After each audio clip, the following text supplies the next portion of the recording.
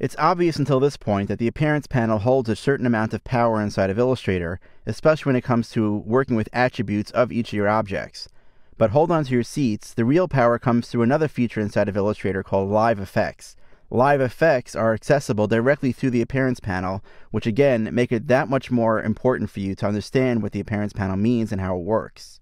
A live effect is something that basically changes the appearance of a particular path, but does not change the underlying structure of the path itself. Let's start off with a very basic example, and then we'll begin to see where this goes. I'm working with this regular appearances file. I've actually reverted back to the original state of this file. I'm actually going to select this object right here. This has a white fill and a black stroke, and maybe I want to add a soft drop shadow effect to this particular shape. In the past, I can go over to the effect menu and I could choose to apply a particular effect. By the way, you'll also notice that the filter menu no longer exists here inside of Illustrator. Right now, the effect menu has all the settings necessary inside of that. But you can also access all the effects directly through the Appearance panel now from the bottom here, where I can choose to add a new effect. So I'm going to click over here. I'm going to go ahead and choose Stylize, and then I'm going to choose Drop Shadow. So now I'm going to get this dialog box. I'll choose the regular settings. I'll click on the preview button so I can actually see a preview of that drop shadow. I'll keep the settings the same right now, and I'll click OK.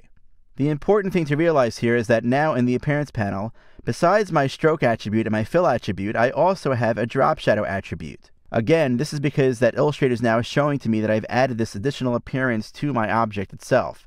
The reason why it's important to understand that a drop shadow is added in this case as an appearance is that if I were to change my shape or move it or adjust it or resize it in any way, the drop shadow would simply update itself. It's not necessarily an effect that once I apply it, I have to then reapply it if I make changes.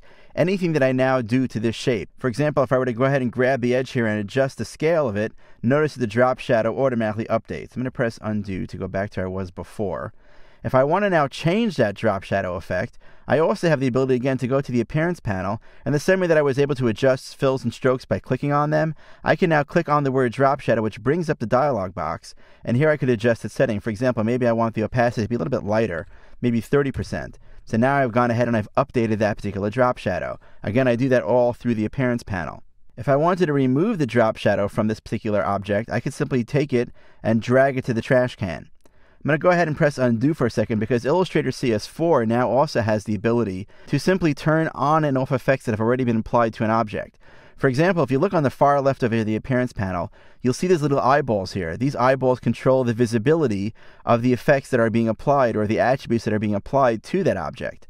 For example, right now my path is my target, and I now have a fill, a stroke, and also my drop shadow, which are all visible.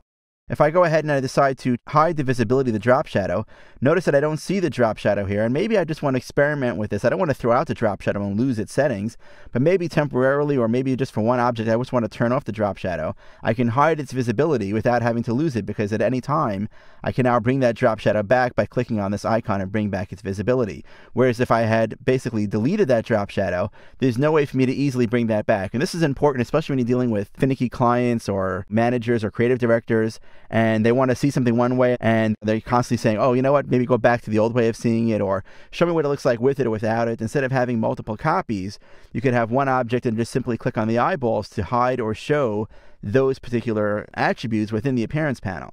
Let me give you another example, though, of really what I mean when I say that the effects that are applied to a particular object affect the appearance of the object, but not the underlying structure of the object. And we'll see why that's important as well.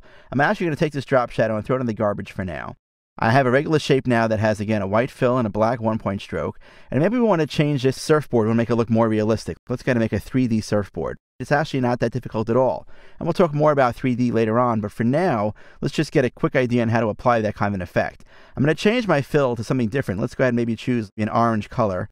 And then what I'll also do is I'll take my stroke actually and set my stroke to none. Let's go ahead and say we don't want a stroke on the object at all. We just want to have a pure orange surfboard here. I have it selected, but again, my path right now is targeted.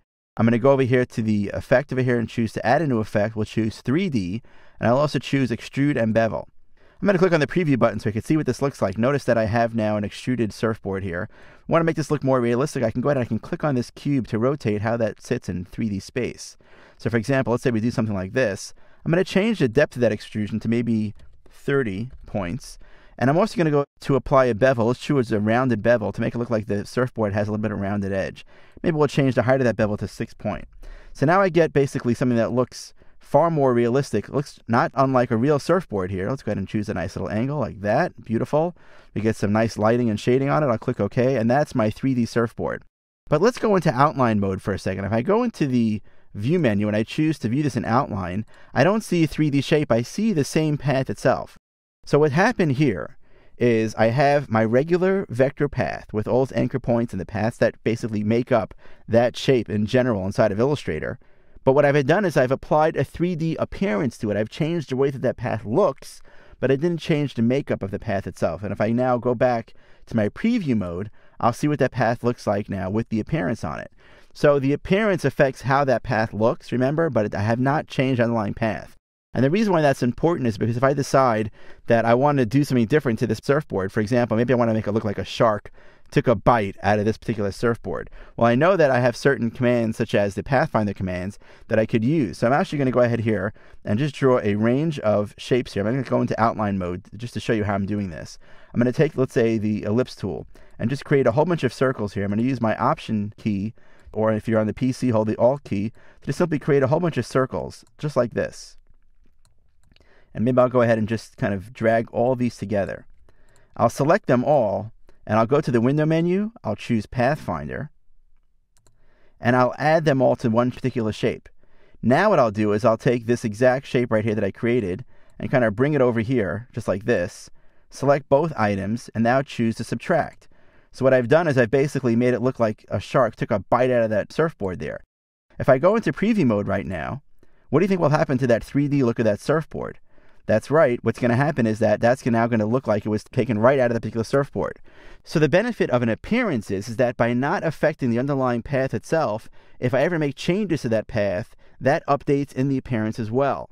Imagine if I had created a 3D shape and I now wanted to take the bite out of the 3D shape. Well, that would have been far more complex. So this is a key thing to understand with appearances. Remember that appearances affect the overall look of the path, but they don't affect the underlying structure of that particular path. At the end of the day, what this means is that the artwork that you create now inside of Illustrator, when you're using appearances, is far more editable than anything else. And that's the key to the game. If you want to be efficient, if you want to be able to create your graphics inside of Illustrator, what you end up doing is creating your path structure, and then you're applying appearances to everything. And that's the way that Illustrator works. So it's very simple from that perspective. Hopefully, this gives you more of an idea or an understanding of what the appearances are, how effects are applied to these particular shapes, why they're called live effects inside of Illustrator. We now know also how to change the 3D. If you want to go ahead and edit the 3D, that's right, you just come to the Appearance panel, select the artwork, go ahead and click on 3D Extrude and Bevel, and you get the 3D dialog box, maybe change its rotation a little bit, click on the preview, and I could very easily change how that looks with just a few clicks of the mouse. That would have been very difficult for me to do if I had changed the underlying structure of the vector shape.